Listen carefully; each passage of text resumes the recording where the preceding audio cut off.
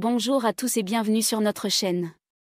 Aujourd'hui, nous allons aborder un sujet qui touche de nombreuses personnes, les ballonnements. Beaucoup d'entre vous me disent, dès que je mange, je ressens des ballonnements. C'est un problème courant et gênant, et vos questions et commentaires m'encouragent à approfondir ce sujet pour vous apporter des réponses claires et pratiques. Merci pour votre engagement. Dans cette vidéo, nous allons explorer les ballonnements sous 3 angles principaux. Tout d'abord, nous verrons ceux qui surviennent bien après les repas, souvent dus à une digestion difficile et à une santé digestive à renforcer. Ensuite, nous examinerons les ballonnements qui apparaissent très rapidement après avoir mangé, parfois dès les 15 premières minutes, indiquant un problème souvent plus profond. Commençons donc par les ballonnements liés à la digestion. Ils surviennent lorsque la mastication est insuffisante, les repas sont trop rapides ou trop copieux, et les aliments ingérés sont difficiles à digérer. Les glucides, notamment les féculents, en sont souvent la cause. On observe souvent des repas répétitifs tout au long de la journée, par exemple du pain le matin, des pâtes à midi, et du riz le soir, voire un grignotage de féculents. Cette répétition fatigue le système digestif, surtout en fin de journée. Dans ces cas-là, on remarque souvent un ventre plat le matin, mais qui se gonfle progressivement au fil de la journée. Ce phénomène est caractéristique d'une surcharge alimentaire qui dépasse les capacités de digestion de notre corps. Ainsi, un repas trop copieux ou une consommation excessive de glucides en une seule prise peut également causer des ballonnements. De plus, si les organes digestifs s'affaiblissent, il devient essentiel d'adapter l'alimentation pour leur offrir du repos. Autre facteur à prendre en compte, les mélanges alimentaires. Des combinaisons trop lourdes ou complexes, comme l'acidité avec les féculents, les protéines avec les féculents, ou le sucre en fin de repas, peuvent compliquer la digestion. En résumé, pour gérer les ballonnements qui surviennent longtemps après les repas, il est important de mastiquer correctement, de prendre son temps pour manger dans un environnement propice et de choisir des aliments faciles à digérer. Évitez la répétition excessive de repas lourds, notamment ceux riches en féculents comme les céréales ou les légumineuses, et privilégiez une cohérence alimentaire sur l'ensemble de la journée. De cette façon, vous pourrez déjà obtenir des améliorations notables. Passons maintenant au deuxième type de ballonnement, ceux causés par une intolérance ou une sensibilité alimentaire. Par exemple, certaines personnes peuvent voir leur ventre se gonfler peu de temps après avoir consommé du gluten ou des produits laitiers. En éliminant ces aliments pendant quelques jours, on constate souvent une disparition des ballonnements, indiquant que ces aliments sont problématiques pour l'organisme. Ce type de sensibilité ne se développe pas toujours dès la naissance, mais peut apparaître progressivement à cause du surmenage du système digestif. Un problème digestif peut entraîner un surmenage de l'intestin, et avec le temps, un aliment autrefois bien toléré devient de moins en moins supporté. La sensibilité se développe progressivement, et cela peut entraîner non seulement des ballonnements, mais aussi des effets internes comme des douleurs articulaires, musculaires, voire un brouillard mental. Par exemple, certaines personnes deviennent sensibles au fructose et ne tolèrent plus certains fruits, voire aucun fruit. Il existe également ce qu'on appelle aujourd'hui des FODMAPS, des personnes sensibles aux aliments qui fermentent. Dans ces cas, agir sur la digestion est essentiel, mais il est également crucial d'améliorer le terrain sous-jacent. En effet, simplement retirer un aliment problématique ne suffira pas si l'on continue de manger et de vivre de la même façon, d'autres aliments risquent de devenir à leur tour source de sensibilité.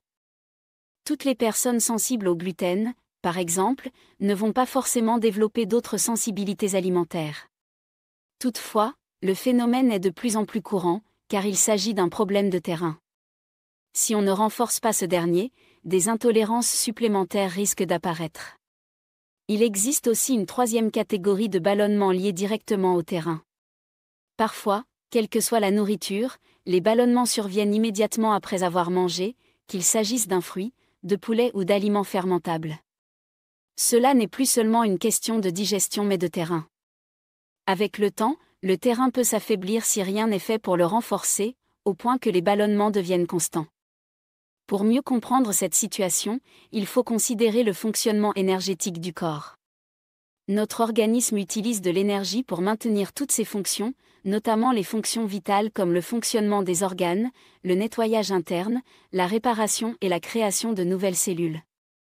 Ces processus, inconscients mais essentiels, consomment une énergie non compressible, nécessaire au bon fonctionnement général du corps. Il est possible de réduire un peu ces fonctions internes à certains moments, mais en général, elles nécessitent un apport constant d'énergie. Par ailleurs, il existe aussi les fonctions qui nous relient à notre environnement extérieur, les organes sensoriels comme la vue, l'ouïe, l'odorat, le toucher et le goût, ainsi que des activités telles que les mouvements musculaires, la digestion et l'activité intellectuelle. Ces interactions, parfois automatiques mais souvent contrôlées par notre volonté, consomment également de l'énergie. Par exemple, manger est un choix conscient qui requiert de l'énergie pour être exécuté. Lorsque notre corps est en bonne santé avec un bon capital énergétique, il parvient à répartir cette énergie de manière efficace pour accomplir toutes les tâches nécessaires. Cependant, dans certains cas, l'organisme réduit ses activités externes pour préserver son équilibre interne, comme cela se produit lorsque nous sommes malades, fièvre, rhume, sinusite, etc. Dans ces situations, une priorité est donnée à la guérison, réduisant ainsi les besoins d'énergie vers l'extérieur. Lorsqu'on jeûne, un processus similaire se met en place, l'énergie se concentre sur les besoins internes. Dans des cas où le terrain est affaibli de manière chronique, le corps peut manquer d'énergie pour tout faire. La digestion elle-même nécessite de l'énergie, que ce soit pour gérer les aliments dans l'estomac ou pour assimiler ceux déjà en cours de traitement dans l'intestin grêle. En cas de surmenage prolongé causé par des excès alimentaires, un manque de récupération ou d'autres abus, l'énergie peut manquer. Ainsi, les ballonnements survenant immédiatement après un repas ne sont pas provoqués par le repas en cours, car il est impossible que les aliments fraîchement ingérés atteignent l'intestin en quelques minutes pour provoquer des symptômes. Lorsque les aliments arrivent à peine dans l'estomac, leur digestion débute à peine. Cependant, l'organisme, qui manque d'énergie, doit concentrer celle-ci sur l'estomac pour gérer la digestion. Ce manque d'énergie l'empêche de mener simultanément la fin de la digestion et l'assimilation des aliments dans l'intestin grêle. Incapable de tout faire en même temps, le corps privilégie ce qui est en cours dans l'estomac, accélérant ainsi le transit des aliments restés dans l'intestin grêle pour les pousser vers le gros intestin. Cela favorise les processus de fermentation et de putréfaction, provoquant rapidement des ballonnements. Ainsi, si vous ressentez des ballonnements peu après avoir mangé, cela signifie que les aliments transitent rapidement de l'intestin grêle au gros intestin, où le manque d'énergie pour une digestion optimale entraîne une fermentation accrue. Vous pourriez alors avoir des ballonnements persistants tout au long de la journée, le seul moment de répit survenant lorsque vous cessez de manger. Mais dès que vous recommencez à manger, les ballonnements reviennent. Face à cette situation, améliorer l'alimentation peut apporter un léger soulagement, mais cela ne suffit généralement pas. Souvent, les personnes concernées ont déjà réduit leur alimentation en espérant une amélioration, mais les symptômes reviennent. Cette réduction progressive finit par limiter considérablement les choix alimentaires, au point où beaucoup se demandent ce qu'elles peuvent encore consommer. Le corps devient alors si bloqué que manger semble presque impossible.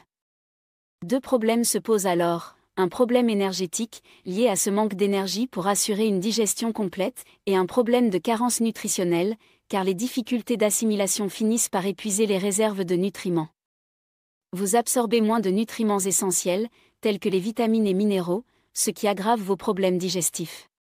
En effet, sans un apport suffisant de ces éléments, le fonctionnement de vos organes digestifs et de tout votre corps se ralentit, créant un cercle vicieux où les problèmes s'accumulent.